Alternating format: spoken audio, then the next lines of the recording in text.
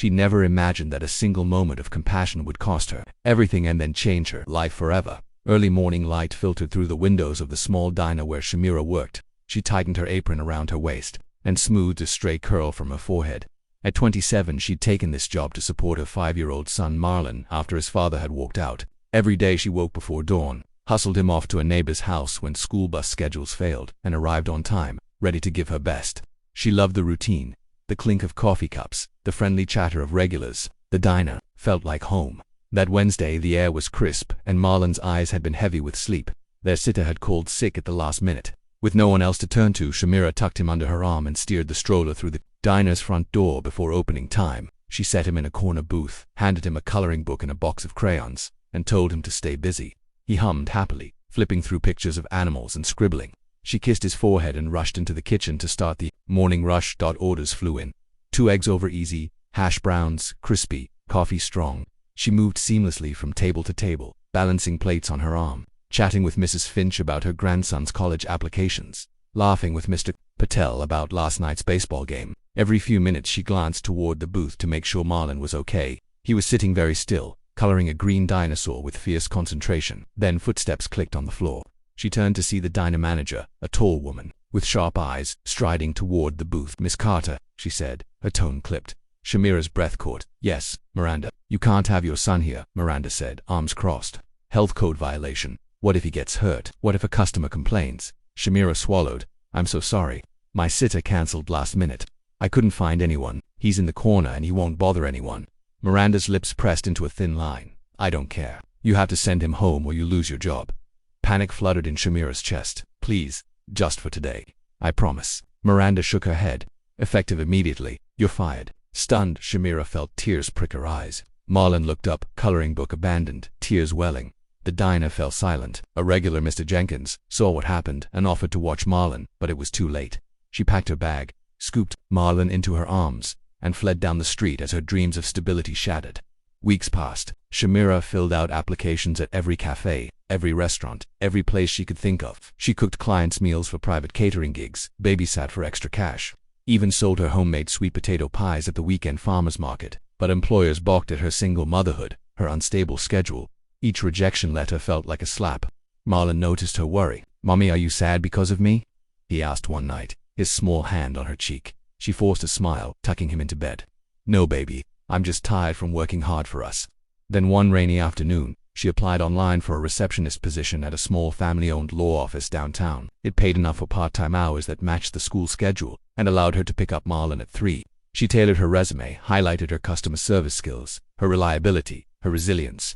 She hit submit and almost forgot about it amidst the hustle of daily life. A few days later, an email landed. "Please come in for an interview with the firm's principal." Her heart pounded. She ironed her best blouse, smoothed her hair, borrowed her friend's car for the rainy commute. As she entered the polished lobby, she felt out of place: the soft leather sofas, the muted walls, the scent of fresh flowers. But she squared her shoulders and approached the receptionist's desk. "Hello, I'm here to see Mr. Lawson," she said. The woman behind the desk looked up kindly. "Please have a seat. He'll be with you in a moment." Shamira sat, clutching her portfolio. She watched couples and families arrive, lawyers hurry past. The door opened and a tall man in his mid-30s stepped out. He wore a crisp suit, his dark hair neatly combed, eyes warm but serious. "Miss Carter?" he asked. She stood. "Yes, sir, thank you for seeing me." He gestured to a conference room. The door closed behind them. Lawson studied her resume. "Impressive customer service background," he said, "but this isn't a cafe. Reception at a law firm is different. You'd answer calls, greet clients dealing with serious matters, handle confidential documents." She nodded. "I understand. I'm organized, discreet, and I learn quickly. I've managed cash drawers, schedules, conflict resolution. I'm great at calming upset customers. I have a 5-year-old at home." He smiled. "I bet." He leaned forward. "Here's a tough question. How would you handle a client who storms in angry about a missed appointment?" She took a breath. "First, I'd listen. I'd apologize for the inconvenience, check the schedule, see if I can fit them in, or explain clearly why we can't, and offer the next available slot. I'd keep my voice calm and empathetic, and I'd keep the conversation private so other clients aren't disturbed." He nodded approvingly. He asked about her career goals. She spoke honestly about wanting stability, a flexible schedule that prioritized her son, a chance to grow. He looked at his watch. "Thank you, Miss Carter. We'll be in touch." She thanked him and left her heart pounding. That evening, as she cooked macaroni and cheese for Marlon, her phone pinged. The law firm offered her the job, contingent on a background check. Her joy was muted by worry she'd need a sitter reliable for the mornings before school and afternoons after 3. But the pay and structure meant she could finally breathe. She called neighbors, arranged carpool pickups, and celebrated that night with singing and dancing in the living room. Marlon perched on her hip. Her first day dawned bright and clear. She arrived early, eager. Lawson greeted her by name, showing her to the reception desk. He introduced her to the small team. Everyone was polite, professional. She spent the morning learning the phone system, filing cases, organizing mail. At lunch she joined the paralegals in the break room. No gossip, just friendly chatter about weekend plans. The second week flew by. She settled into the rhythm. One afternoon, during a lull, she peeked into the glass-walled office. Lawson was on the phone, speaking softly, his brow creased with worry. The call ended. He stood, walked to the window, stared out. She knocked gently. "Mr. Lawson, is everything okay?" He turned, surprised, his features softened. "Yes, Miss Carter, I just had some news." He gestured toward his office. She followed. Once inside, he clicked his office door closed. "I wanted to tell you something I've never shared with anyone here." She sat, curious. "Your performance has been exceptional," he began. "You're dependable, thoughtful, and you handle stress with grace. You're a rare find." She flushed. "Thank you," he exhaled. "But there's something else. When I was a kid, my mother brought me to her small office one day because I was sick and no one else could watch me." He paused. Her bosses fired her on the spot. He said she was unprofessional, that having her son there was a liability. I sat in a corner for hours watching paperwork, crayons in hand. I was terrified they would send me home alone on the street." He ran a hand through his hair. "I never forgot that moment, seeing my mother cry, thinking I'd ruined her job, our only income." Shamira's throat tightened. "I'm so sorry." He shook his head. "It taught me a lot about empathy. When I saw you bring Marlon in that morning, my heart sank because I recognized the fear in your eyes. I thought you were reckless, but I saw how you handled everything with care." He stepped around his desk, standing close. "I want you to know I was that kid. And I'm grateful every day for what happened next." She searched his eyes. "What happened next?" He smiled, bittersweet. "My mother lost her job, but a friend of my grandfather offered her a position in his firm. That job changed our lives. She worked so hard, saved enough to buy a small home for us. She never complained, never gave up. She taught me kindness and resilience. Because of her, I became a lawyer." He sighed. "I've built this firm on her example and the belief that people deserve second chances, compassion, dignity." Silence filled the room. Shamira felt tears welling. Marlon's face popped into her mind, the way he whispered "Mummy" when he saw her tears. She looked at Lawson. "I don't know what to say." He sat beside her. "Just stay. We need someone like you here." He placed a folder on his desk. "Your benefits start today. You're full-time, with paid leave, and we have an on-site daycare partnership. If Marlon is ever sick, you can bring him for up to 3 days a year." Her heart fluttered.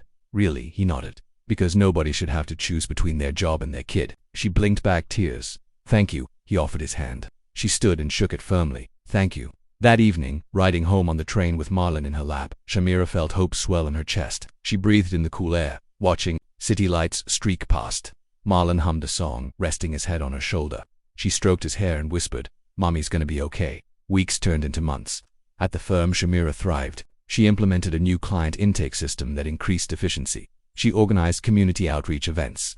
Her co-workers respected her. At home, Marlon flourished in daycare and preschool. He made friends, learned letters, and every night he hugged her tight and said, "I'm proud of you, Mommy." One crisp autumn day, the firm hosted a back-to-school fair for employees' families. Tables lined the courtyard with school supplies, face painting, books. Shamira watched. Marlon chased bubbles, laughing. Lawson approached, handing her a cup of cocoa. "He's grown so much," he said.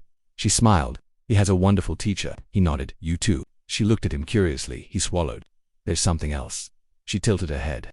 "Your mother will be honored at our firm's annual gala next month. We're creating the Carter Award for Compassion in the Workplace, in her name." Shamira gasped. "My mother?" Lawson nodded. "Her legacy, because she showed that kindness can change lives." Emotion choked her voice. "I thank you." He raised his cup. "To kindness." Overwhelmed, she hugged him. "To kindness." That night, she tucked Marlon into bed and read him a story. He yawned. "Mommy, will I ever have to bring you to work?"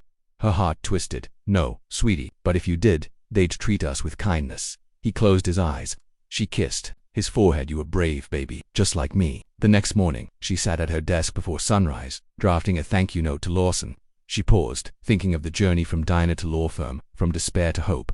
She opened her laptop and wrote, "Thank you for believing in me when others judged me. Because of you, I can support my son and show him that compassion matters." She added a final line, "One day Marlon will understand why you are his hero, just like you are mine." Across town, Lawson read her note and smiled, thinking of his own mother and the little boy in the corner. And somewhere, In a world often unkind, a character named Carter had become a beacon of empathy, proving that one act of understanding can ripple through generations, transforming lives one heart at a time.